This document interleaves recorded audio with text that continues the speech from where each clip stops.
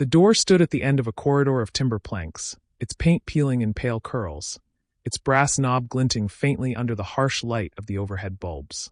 A thin sign above it, written in both English and German, bore the words that seemed almost comic in their simplicity: Massage Center. For the women who shuffled toward it, exhausted, hollow-cheeked, still carrying the soot of war on their skin, the words struck like a cruel joke. Massages belonged to salons in Berlin before the bombs, to summer lakeside resorts where laughter and champagne once bubbled. Not to a prison camp in the American South, ringed by barbed wire and patrolled by men in khaki with rifles on their shoulders. Among those women was Lotte, 24 years old, her hair cropped unevenly by months of improvisation with blunt scissors. Her hands still trembled from the march that had brought her here, knuckles raw, nails cracked. She had trained as a nurse in Bremen, once tending to children with fevers, then tending to soldiers bleeding into coarse bandages. Now, she was simply a number, her name reduced to a scrawl in a roster. Yet she walked toward the door with the others, compelled by equal parts dread and curiosity. Behind her limped Anneliese, older by nearly 2 decades, her once proud posture stooped by arthritis and grief. She had buried a husband on the Russian front and left behind 2 children she prayed were still alive. Every step she took seemed an act of defiance against despair. She muttered under her breath that Americans must be mocking them, that this massage was another kind of humiliation. But still she followed. The air inside the camp smelled of boiled cabbage and dust, but near the door the scent shifted. A faint thread of camphor and menthol wafted out, startling in its warmth, like medicine cabinets from gentler days. The guard said nothing, only gestured them forward, their faces unreadable masks of discipline. The first woman to cross the threshold was Hilda, a 19-year-old auxiliary who had once believed in the Reich's promises with a fervor that embarrassed her now. She expected interrogation, perhaps punishment. Instead, her eyes widened at the sight of padded tables draped with clean sheets, bottles of oil arranged neatly on shelves, and an American woman in a white apron smiling with the practiced calm of someone who had trained to ease pain rather than inflict it. The women hesitated at the doorframe, as though stepping inside meant surrendering a final scrap of pride. Lotte's stomach tightened. She remembered the last time someone touched her back. It was her mother, smoothing a new dress against her shoulders before a village dance, years before the war hollowed their world. To be touched now by strangers, by the enemy, felt both unbearable and desperately needed. When Hilda lay down on the table, her thin frame tense as wire, the silence in the room deepened. The American woman placed her hands on her shoulders, firm but careful, and pressed downward. Hilda flinched, then froze. A moment passed. Then, with a sharp exhale that sounded almost like a sob, she yielded. Her muscles slackened, and her forehead sank into the cradle of her folded arms. Lotte stared, transfixed. Something in her chest shifted at the sight, a loosening she had not permitted herself in months. Around her, the others exchanged glances, skepticism mingling with yearning. Could it be real, this strange mercy? When her turn came, Lotte stepped forward as though approaching a firing line. The table creaked beneath her weight. She clenched her jaw, bracing for cruelty disguised as kindness. But when the hands pressed against her spine, steady and warm, the hardness inside her cracked. Every knot in her back seemed to tell the story of the miles she had walked, the nights she had shivered without blankets, the guilt she carried for surviving when others had not. Now those knots slowly unraveled beneath an enemy's touch. Anneliese, watching from the corner, could not contain a bitter laugh. "They think they can knead obedience into us," she whispered. Yet even as she said it, she could not deny the quiet change in the faces of the women who left the tables, less haunted, less guarded, as if they had stolen a few minutes of peace from the wreckage of war. Outside the room, the camp remained what it was, a cage with towers and searchlights. The war had not forgiven them, and the world beyond the fence was still rubble and ash. But inside, something unexpected unfolded. It was not luxury, nor forgiveness, nor even kindness as they had once known it. It was simply the recognition of pain, and the offering of relief. When Lotte rose from the table, her eyes brimmed but did not spill. For the first time since capture, her shoulders hung naturally rather than curled tight against the cold. She glanced at Anneliese, who scowled but stepped forward anyway. One by one, they crossed into the strangeness of this room, into an intimacy they could neither trust nor refuse. As the women left, the scent of menthol clung to their skin, oddly comforting, oddly foreign. They filed back toward the barracks under the watch of guards, their footsteps softer, their silence heavier. Each carried a new confusion, that the enemy's hands had offered not blows but balm. Night fell over the camp, the towers lit like distant stars, the wire gleaming silver in the moonlight. In the darkness of the barracks, Lotte lay awake, the memory of those hands still imprinted on her back. She wanted to resist the comfort, to shield herself with hatred, but her body betrayed her. She exhaled long and low, as if releasing more than breath. And in that moment she understood. Whatever this strange mercy meant, it was only the beginning. The camp was a place of barbed wire and paradox, where contradictions clashed like the clang of steel against stone. From a distance, it looked like every prisoner's nightmare. Towers with rifles, fences gleaming sharp under the southern sun, guards marching in patterns as precise as clockwork. Yet once inside, the women discovered that the bars were less iron than irony. They had expected hunger, cruelty, the endless grind of forced labor. Instead, they were served meals that dwarfed what their families scraped together back in the ruins of Germany. Thick bread, potatoes, meat that glistened in brown gravy. The bitter joke was impossible to ignore. Inside cages, they ate better than those still free. Lotte sat at one of the long wooden tables, staring at her plate with suspicion. She had not seen a slab of beef this size since childhood, before ration cards shrank every portion into an apology. Her hand hovered, uncertain, before finally lifting the fork. The taste was almost painful in its richness, like swallowing a memory. Across from her, Hilda wolfed hers down with a kind of desperation, eyes darting to make sure no one snatched the food away. Anneliese, as always, chewed slowly, as though defiance itself could sour the meat. "They fatten us for something," she muttered, though even she licked the grease from her fingers when she thought no one saw. The contradictions pressed in from every side. Guards stood watch with rifles, but sometimes tipped their hats politely. The barracks were cramped, yet each bunk had a mattress stuffed with straw that smelled faintly of hay and summer fields. Outside the wire, the world collapsed in rubble. Inside, the women were issued soap blankets, even books from a camp library stocked with Goethe, Schiller, and translated American novels. Some evenings, the faint sound of a phonograph drifted across the yard, scratchy music reminding them of dances they once attended under chandeliers now shattered. Still, the massages remained the strangest of all. After her first session, Lotte had returned again, each time a little less stiff, a little less guarded. She did not trust it. How could she? Yet her body betrayed her, softening under touch she could neither command nor resist. Hilda laughed about it, whispering that Americans thought they could rub the Reich right out of us. But her laughter carried a tremor, as if she wasn't sure whether to mock or to surrender. Anneliese refused for weeks. "I'll not lie down like a dog to be stroked by the enemy," she said, her spine stiff as oak.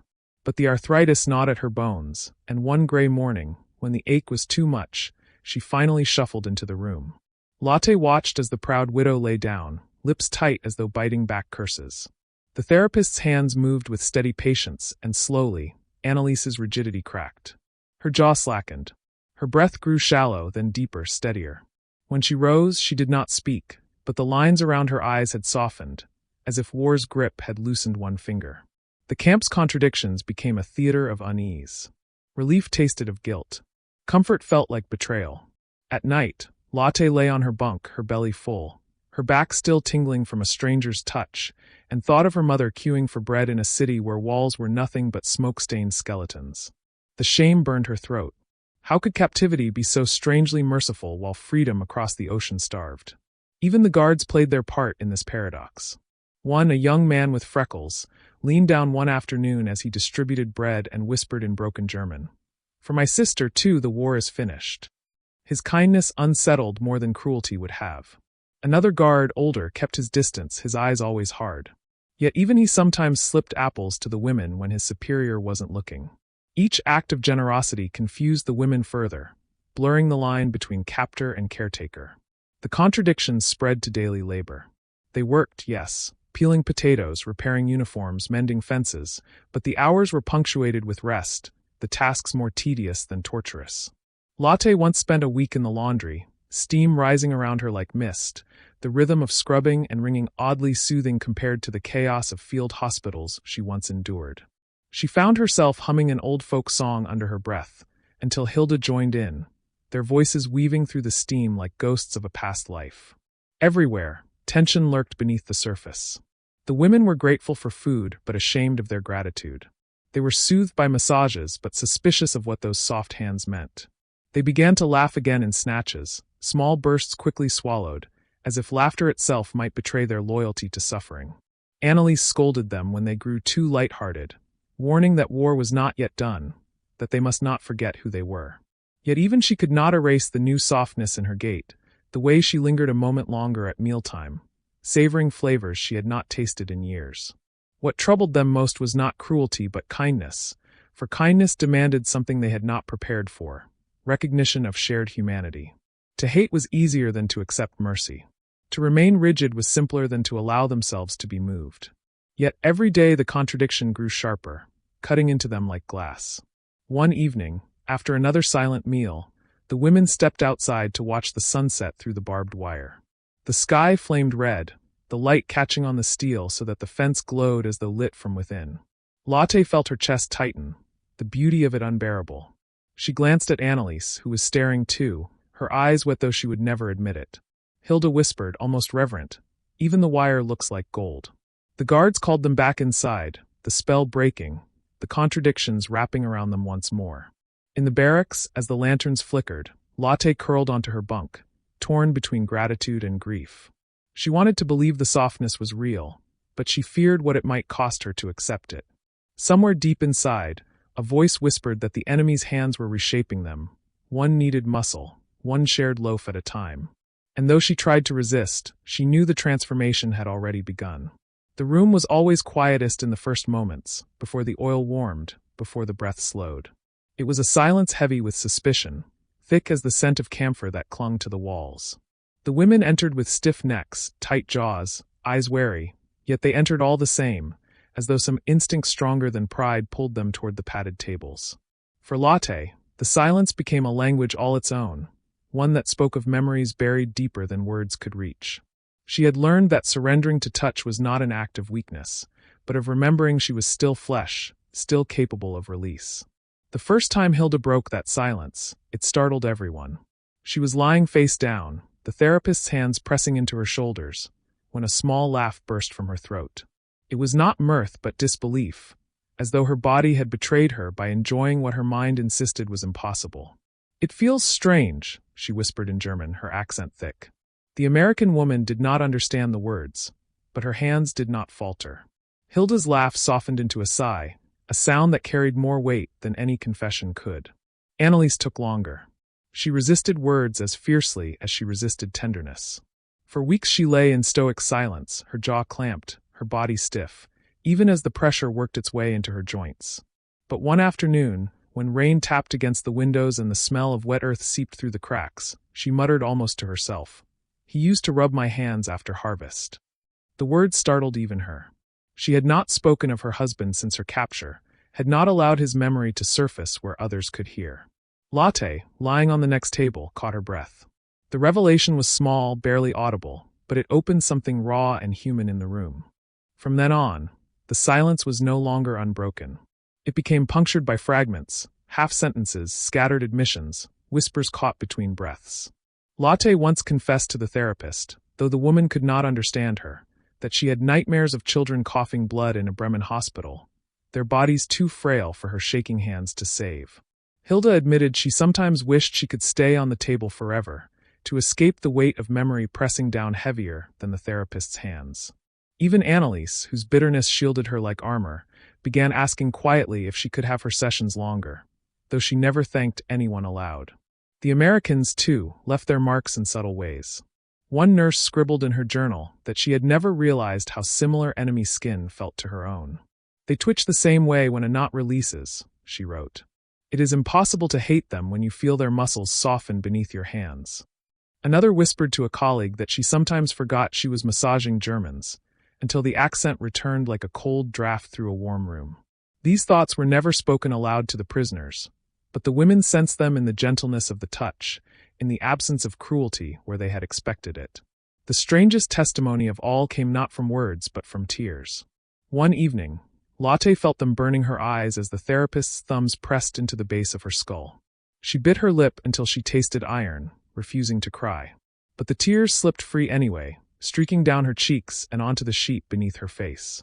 She expected shame or mockery, but the hands continued without pause, steady and respectful, as though acknowledging grief without exploiting it. When she rose, her face was blotched, her breath uneven, yet she felt lighter. Hilda glanced at her but said nothing, only squeezed her arm briefly, a gesture more eloquent than speech. These testimonies were not written into official records.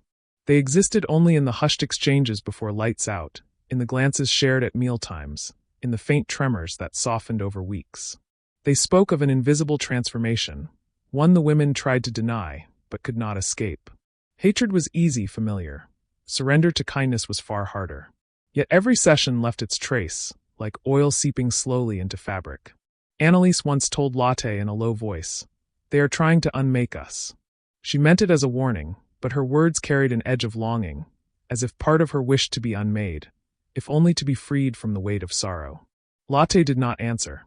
She only thought of the way her back no longer seized at night, of how her breath flowed easier, of how she had begun to dream less of fire and more of rivers. The massages became their confessions, their unspoken diaries. Every sigh, every loosened muscle, every tear shed into folded sheets testified to a truth larger than politics. These were not victories or defeats, but fragile moments where humanity insisted on being felt, even through the walls of a prison camp. And yet, beneath the easing of pain, a new fear grew. If the enemy could soothe as well as strike, if their hands could bring comfort rather than ruin, what did that mean for the world they had clung to, the stories they had believed, the hatred that had kept them upright through loss? The answer lingered in silence, heavy, unresolved. One night, after a session that left her body humming with relief, Lotte lay in her bunk staring at the rafters. She remembered the hands pressing down, firm and unyielding, yet tender. She remembered how easily she had yielded to them, how grateful her muscles had been. A chill passed through her despite the blanket. For the first time, she feared not the barbed wire or the rifles, but the possibility that the enemy was teaching her to feel again. And that, she realized with a shudder, was far more dangerous than pain. The end came quietly, without fanfare, like a curtain lowering on a stage no one expected to leave.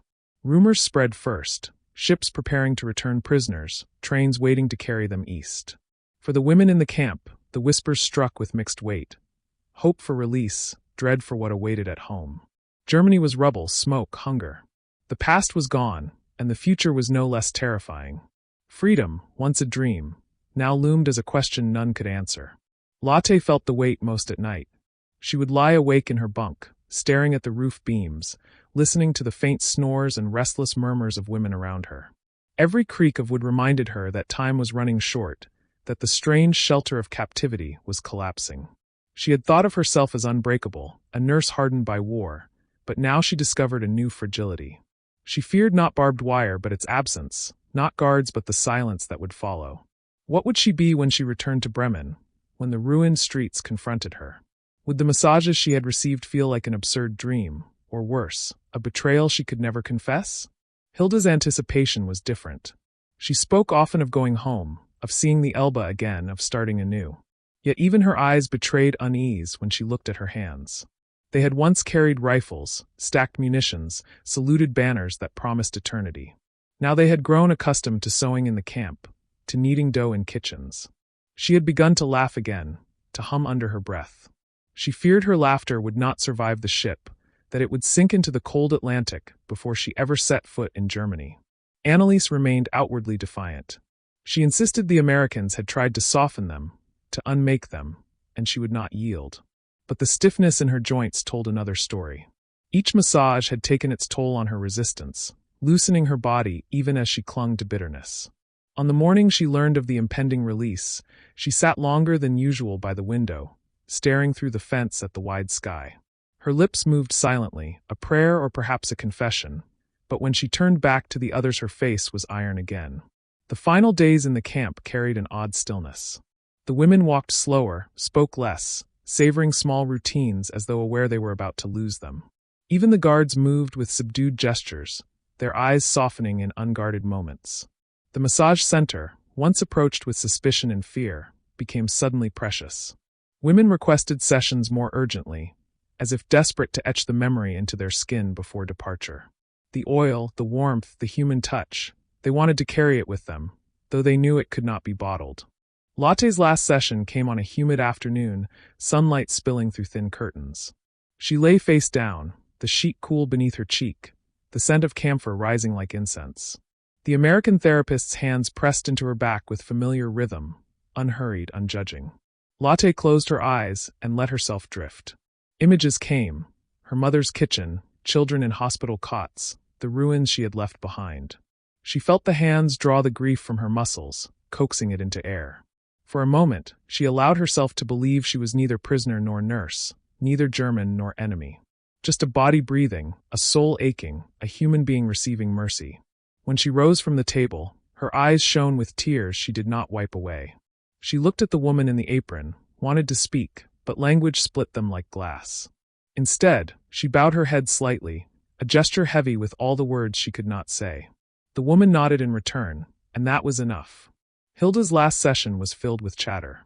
She spoke in broken English, trying to thank, trying to joke, as if laughter could shield her from the weight of leaving. She giggled when the pressure made her squirm, then fell suddenly silent, her body stilling under the steady touch. When it ended, she lingered by the table, reluctant to step away, before finally whispering to Latte later that night. It felt like saying goodbye to more than America. Annalise resisted until the end. On the morning before departure, she declared she would not waste her dignity lying down for an enemy's hands one final time. But by dusk, her pain was too sharp, her pride too brittle. She entered the room, lay on the table with eyes clenched shut, and said nothing. The therapist worked her shoulders, her spine, her hands swollen with arthritis. Slowly, her breathing deepened, and for the first time in years she allowed herself to unclench completely. When she rose, she did not look at anyone, but Latte noticed her hands no longer trembled as they usually did. The next morning, the camp was filled with the rustle of preparation. Bags packed, orders shouted, boots crunching in the dirt. The women filed toward the gates, the barbed wire glowing silver in the early sun. Beyond it lay the world they had longed for yet dreaded, a Germany scarred and hollow. Latte glanced back once, her gaze lingering on the barracks, the mess hall, the window where Annalise often prayed, and the low building where oil and silence had remade them in ways they could not yet name. The gate clanged open.